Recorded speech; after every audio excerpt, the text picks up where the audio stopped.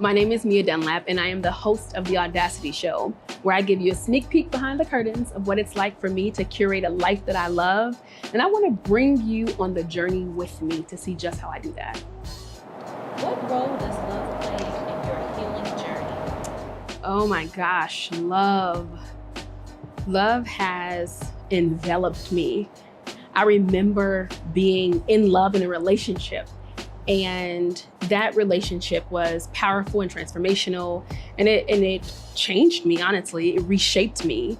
And I remember sitting and journaling, and this question kept coming up. This question just kept flowing from me, kept flowing. And the question was, it felt like it was from life asking me, will you let me love you? And will you love me back?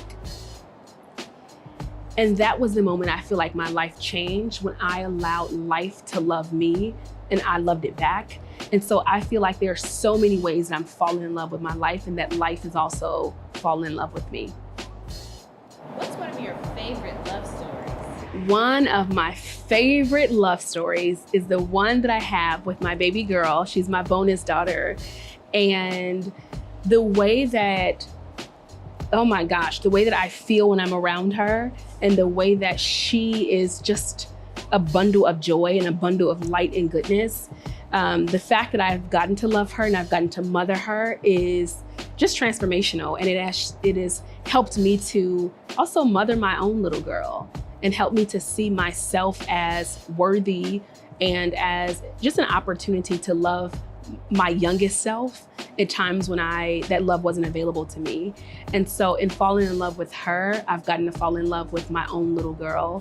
But child, I have had some amazing experiences with love and being loved so well and so deeply. And there are times when I've been in a love story, literally inside of the love story, I feel like I was melting, because of the ways that I was loved so well and so deeply. And those relationships didn't all last, but the love did. And the way that it changed me has lasted. And I just feel so grateful for having gotten the experience to be loved so well in those spaces. What are some of your ingredients to falling in love with your life? Okay, fall in love with my life. I have fallen in love with my life over and over again by listening to it. I feel like life is always talking to us. And so my favorite ingredient, or the best ingredient that I could discover, has been listening to my life, and listening to when it's a no, listening to when the door closes, and listening when it says, keep knocking, baby, keep knocking. And that's one of the best ingredients, is to listen. I think the second ingredient to fall in love with our lives is to be available to it.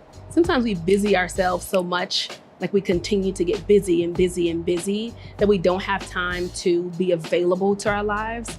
And so I'm learning to slow down so that I can taste the flavor and just how delicious life can be. Those two ingredients are probably the best. And I think the last one is to learn from other people, that we are not individuals because we are isolated from other people, but we're individuals as we get to learn and grow and stay connected to people. What are lessons you've learned about love? Ooh, the lessons that I have learned about love have been that it belongs to me.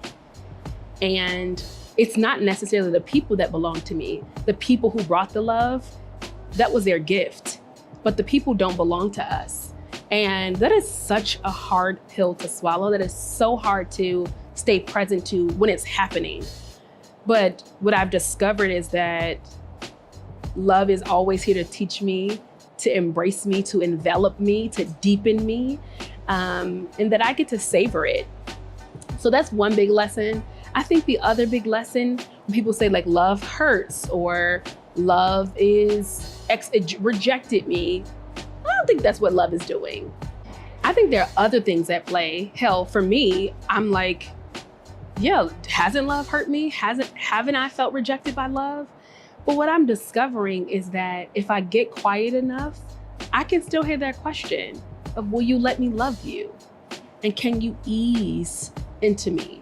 And will you love me back? That love doesn't mean rosiness all the time, but that love is an opportunity to continue to just give ourselves permission to just fall and be in it. And that's what I love about being in love. Like, I don't have to wait for somebody to be in love. That the lessons I'm learning is that love is always available to me, that love is always available to us.